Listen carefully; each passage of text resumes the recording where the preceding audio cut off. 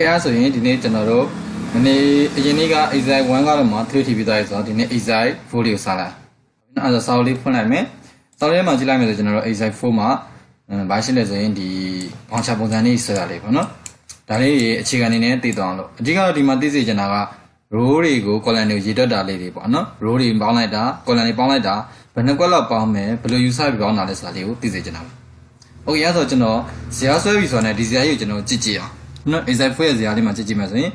သူ့မှာပါတဲ့ဥစ္စာတွေကြည့်ကြည့်အောင်နော် row ဘယ်နှကြောင်းရှိလဲရေးကြည့်အောင် row ဘယ်နှကြောင်းစီရဒီမှာတစ်ကောက်လုံးမှာခွန်တီအောင်9ကြောင်းနံပါတ်နဲ့ဆိုတော့10ကြောင်း total amount ကို30 17ကြောင်းအဲ့ဆိုရင်ဒီကောင်းဒီ row 17ကြောင်းရှိတယ်သူ့ရဲ့ပုံမှာပါပါအောင်ဆိုရင် address ဆိုတာလေးပါလိုက်မယ်အကြောင်း7 POS name နဲ့ဆိုရင်73 swap pro accountancy center ရဲ့ကြောက်စရဆိုတာနဲ့ဆိုရင်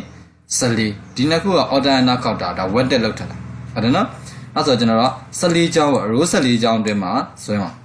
column က1 2 3 4 5 column 6ခု row 14ခုအတွင်းမှာကျွန်တော်တရားကြီးကိုဆွဲမယ် okay အဲ့ဆိုအရင်ဆုံးကျွန်တော်တို့က Excel လေးစဖွင့်လိုက်အောင်ကျွန်တော် desktop ဘောကလည်းမှာ Excel 2016ဆိုတာလေးကိုနှစ်ချက်ကလေးပြီးတော့ဖွင့်လိုက်ပါမယ်ဟာဒီ blank 1ပို့လေးယူလိုက်မယ် okay အဲ့ဆိုဒါလေးကိုအရင်ဆုံးရိုက်လိုက်အောင်ဟုတ်နော် smart pro accountancy ပေါ့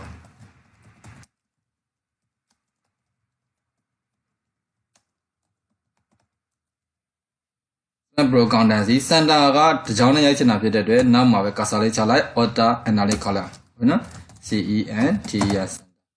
pro accountancy center ဆိုပြီးနော်အဲ့ဒီလေးတော့ဖြစ်သွားတယ်ဆိုလဲတန်းလေးထားလိုက်ပါမဖြစ်ဘူးနောက်ကြမှာကျွန်တော်တို့ခြုံနေချင်လောက်ကြတာပေါ့ဟုတ်ပြီနော် okay အဲ့ပြီးလို့ရှိရင် POS name POS NAME name and နောက်ရ address and နောက်က number ITM item COD code item code နောက်က item name နောက်က quantity နောက်က price နောက်က total price နောက်က day အဲ့ဒါကို C ဆက်လို့ရတယ် C ဆက်ချင်တဲ့သူတို့တစ်ချက်ကလေးတောင်းလေးရမှာပြီးဆက်လိုက်မယ်ကိုလိုချင်တဲ့ထိအောင် facility လေးမှာတစ်ချက်နှိပ် facility လို့ပြောလိုက်မယ်ပို့သွားရဆိုရင်ဖြတ်ပလိုက်total amount နောက်က advance နောက်က payment okay အဲ့တော့ကျွန်တော်တို့ကဒီကောင်လေးကိုပေါ်လာခတ်မလဲပေါ်လာကောင်ကနံပါတ်ကလုံးမှာဒီအောက်ထီအောင် payment ထီအောင်ပေါ်လာခတ်လိုက်အဲ့တော့နံပါတ်ကလုံးမှာ payment ထီအောင် select payment ထီအောင် select လိုက်မယ် select ပြီးလို့ရှိရင်ဘာကမလဲပေါ်လာလေးကပေါ်လာလေးနဲ့ပေါ်လာလေးခတ်လိုက်ဟုတ်နော်ဟုတ်ပြီအဲ့လိုကျွန်တော်နည်းနည်းလေးချက်ကြည့်အောင်အဲ့ဆိုရင်ကိုချဲဖို့လွယ်တဲ့ဥစ္စာလေးဒီကောင်လေးနာမည်လေးတော့ချင်းချင်းလေးပဲထားလိုက်မယ်နော်အဲ့တော့ item code နဲ့ item အနေနဲ့ကိုချက်လိုက်မယ်လွယ်တဲ့လောက်လေးချက်လိုက်မယ် quantity နဲ့ price နဲ့ကို quantity လေးကိုနည်းလေးပြန်ချက်လိုက်မယ် price နဲ့ total price နဲ့ကိုပုံမှန်လေးပေါ့နော်သူတို့တိုင်းလေးဖြစ်သွားချက်လိုက်မယ် okay အဲ့ဒါကျွန်တော်တို့က mass and center 7ခွက်တွေလိုက်ပေါင်းကြည့်အောင် smart pro accountancy တကွက်တည်းဖြစ်ရမှာဒီ6ခွက်လုံးအကြောင်း6ခွက်လုံး select လိုက်တဲ့ A ကလုံးမှာ F ဖြစ်အောင် select ပြီးတော့ mass and center လေးယူလိုက်တယ်အဲ့ဆိုရင်ဒါလေးရောက်သွားပြီဟုတ်နော်အဲ့ဒီ alignment ချိန်ထားလိုက်အောင် down လေးမှာတစ်ချက်ကလေးအလုံးကို meter ထားလိုက်မယ်ဟုတ်ပြီနော် meter ထားပြီးဒီကောင်လေးကို font size ကြည့်ချင်တာလားကြည့်လိုက်မယ်အောက်ခံရောင်လေးထည့်ချင်တယ်ဆိုလည်းထည့်လိုက်မယ်ကိုကြိုက်တဲ့ရောင်လေးထည့်ဟုတ်လားအပေါ်ကရောင်လေးထည့်ချင်တယ်ဆိုလည်းထည့်အောင်နည်းကျင်းကျင်နေဆိုရင်ထည့်ချင်တယ်အောင်ရသေးတယ်ဟုတ်မယ်နော်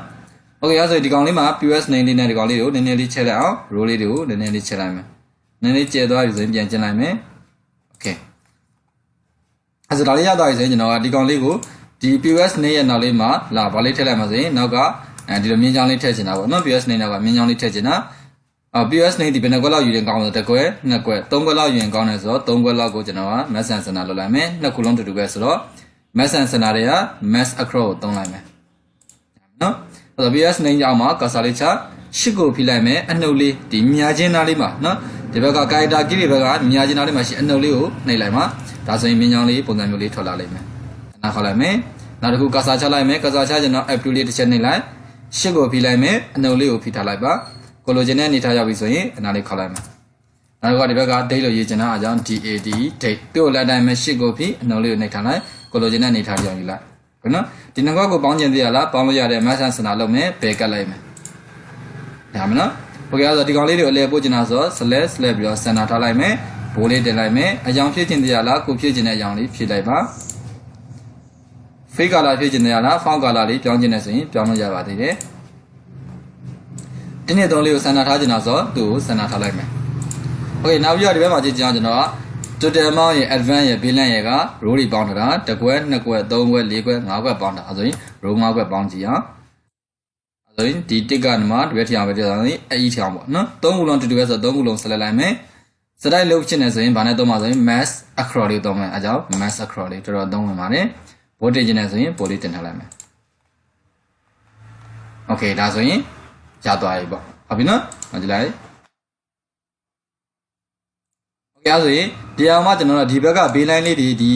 guideline လေးတွေကျွန်တော်ဖျောက်ချင်တယ်ဆိုပြီးတော့မှဆိုရင် view တွေက guideline လေးကိုအမှန်ကြီးဖျောက်ပေးလိုက်ဒါဆိုရင် guideline လေးပြောက်သွားပြီနော် preview ကြည့်လို့လည်းရတယ် preview ကြည့်ရင် control P ဒါဆိုရင် preview ကြည့်တဲ့နေတာပေါ့နော်ဒီပုံစံလေးထွက်လာမှာပေါ့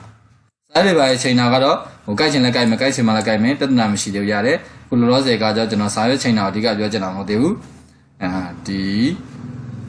line လေးတွေပေါင်းတာလေးတွေနော် row ဘယ်နှကြောင်းယူရလဲ column ဘယ်နှကြောင်းယူရလဲဒါလေးသိစေချင်တာနောက်ပိုင်းမှာကျွန်တော်တို့ဒီ page layout နဲ့စားရွက်ချိန်တာကြီးပြောပြပါမယ်အဲ့တော့ဒါလေးကိုပြန်လုပ်ကြည့်ပါကျေးဇူးတင်ပါတယ်